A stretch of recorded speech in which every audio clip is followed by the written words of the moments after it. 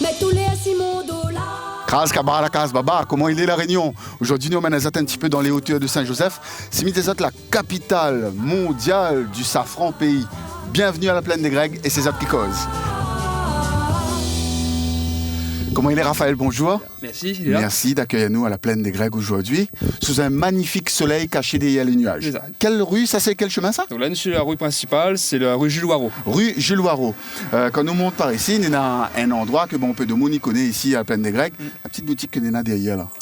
Ben ça, cette boutique-là marque mon enfance. En fait, à l'époque, on appelait la boutique Daniel, parce que le gérant il appelait Daniel. Et en fin de compte, c'est ici, étant petit, il donnait une petite pièce pour y redonner une baguette de pain. Et de l'autre côté là, on a un joli piton là. C'est ça. C'est le piton, tu connais comment il appelle? Alors, nous appelons la piste 4x4 parce qu'à l'époque, il faisait bon sentier, il faisait tracé de 4x4. Les gros 4x4 y arrivaient, ils montaient.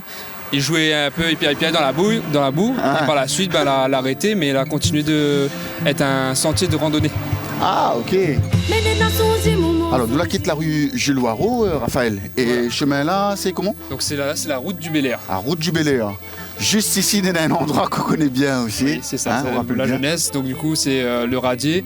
En fait, quand on avait une grosse crue, en général, les mamans et tout, ils prenaient le maillot, le short et ils portaient saute dans l'eau. Et le grand pied filao a toujours été là. Il a toujours été le gardien et c'est notre maître nageur en fait. Quand pour arriver plein des graines, il y a deux axes. On a la rue Jules Loireau et cette route-là qu'il peut emmener en haut jusqu'à Tampon en fait. Ah, ça il monte jusqu'à Tampon de l'autre côté, il arrive sur quel quartier alors de l'autre côté là-bas? Il va passer par Montvert et après, Bras de Ponto et Pontacourt. Nous continuons de visiter tout le quartier, la plaine des Grecs. Et moi, là, franchement, dans l'endroit, il est joli, les gaillards, il fait bon. Ça, c'est Cryptoméria, tout autour, là? Voilà, c'est ça. Nous appelons là, c'est la forêt de Cryptoméria et nous appelons les Pispins, en général. Quand on dit, nous retrouve Pispins, ramène ça, et nous est parti. Nous avons deux kiosques là ici. Nous avons d'autres kiosques, bien que ces deux-là. Nous, si on regarde un petit peu dans les forêts là-bas, on va voir, on a un autre petit kiosque un petit peu plus haut.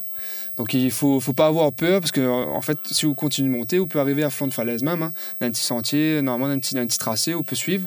Mais en général, nous, quand nous venons, nous calons sur les kiosques, nous mettons notre ambiance là. Alors, le dance floor de la plaine des Grecs, ça se passe ici? L'ambiance était là. La boîte de nuit, c'était là. Ah bon? Un bon souvenir pour raconter à nous ici, on dirait. Ah ben, elle arrive à nous déjà de dormir là toute la nuit. Hein. Il n'y a plus la force de descendre. Hein. D'une tente? Non, nous t'étends de la bâche tout autour de le kiosque, nous t'ai fait notre ambiance, notre curry, notre marmite, et puis après, quand nous était fatigué, nous disait, nous posait là, il y avait deux petits matelas avec nous posait, nous dormait dessus. Il fait une belle balade quand nous monte ici dans les hauteurs de Saint-Joseph. Nous l'étions à la plaine des Grecs, dans C'est ça qui cause, c'est la première. Merci le frère. Merci à vous.